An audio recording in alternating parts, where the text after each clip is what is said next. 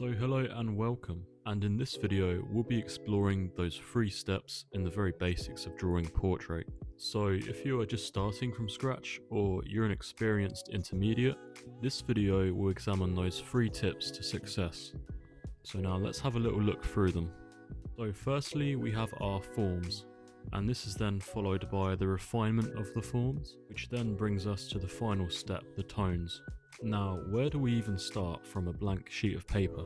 And I found that as a beginner, this is probably one of the most overwhelming experiences. So now what I'm going to ask you to do before we even draw anything is, where roughly do I want my picture to sit? Do I want to take up the full page?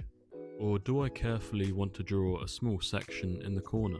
Now these basic forms, shapes, lines are kind of what I'm imagining before, and these are kind of going to inform how I'm going to make my first marks. Now let's remove the picture altogether, and this is what we mean when we talk about form, and how an image can be broken down into its most basic shapes.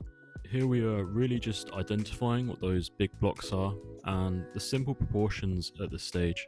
So we have to ask ourselves questions such as, how big is the head, where does the torso sit, and how much of the sitter takes up the image. So now that the start is out of the way, let's break down how we keep observing those forms as we move closer to the facial elements.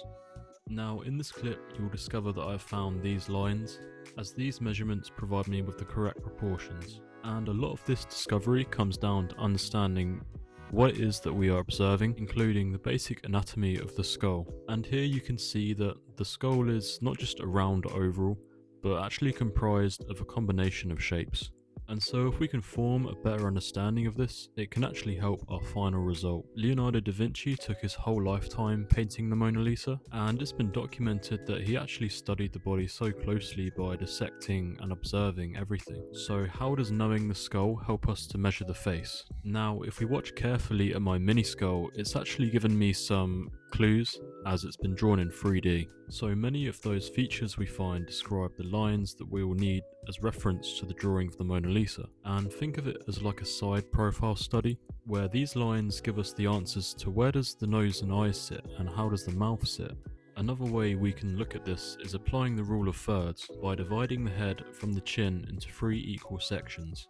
And if we trust these lines that we also have discovered from learning about the shape of the skull, it can provide us with a pretty sound guide into the principles of drawing a portrait. Now it's important to mention that these are guiding principles only, as there are differences in male and female skulls, and even then everybody is unique. So once we have our knowledge of anatomy, we need to learn to observe. And a great way to summarize this is just to think that drawing is forgetting about what you think you know and starting to draw what you can actually see. If we can break it down all into blocks, lines and shapes, this will guide us into the right direction. And every mark is almost like a thought process, a bit like an estimation. Throughout the entire process, we must ask ourselves, where does the left corner of the mouth sit in relation to the left eye? What is the distance of the lips to the nose?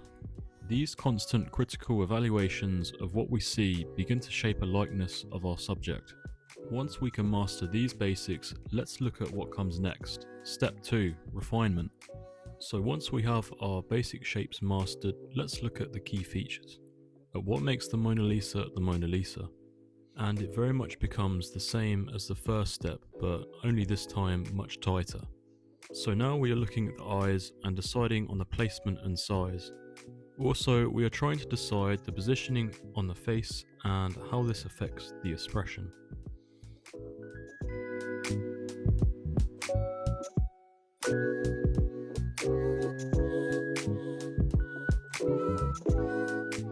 So now we are confident with our proportions, let's begin focusing on the outlines of the face, such as the cheek, and work on describing that curvature also found on the forehead.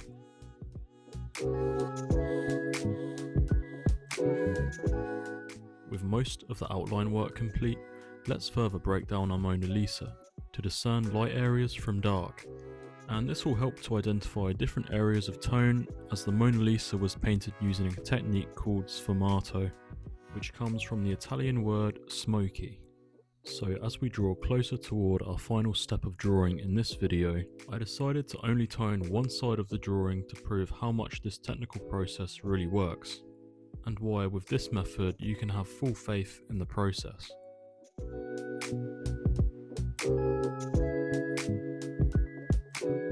So now we have arrived at our final step in the process, tone. Now I'm using the tape to cover up one side, and this will provide a really cool comparison between the technical drawing and the blending. For this process, I'm using a mixture of graphite pencils with 3 different grades listed on the screen, as well as using a paper blending stump. And I can actually sharpen the graphite with a knife and make use of the dark graphite shavings. To bring out them fine highlights, I'm also using a detailed eraser. Now here in the final stage is where the drawing process transforms into a painting. And now we can create areas of contrast with dark and light, as well as creating soft edges and hard edges for that dynamic effect. And in this final process with tone, we begin by adding our darkest darks, the 8B pencil.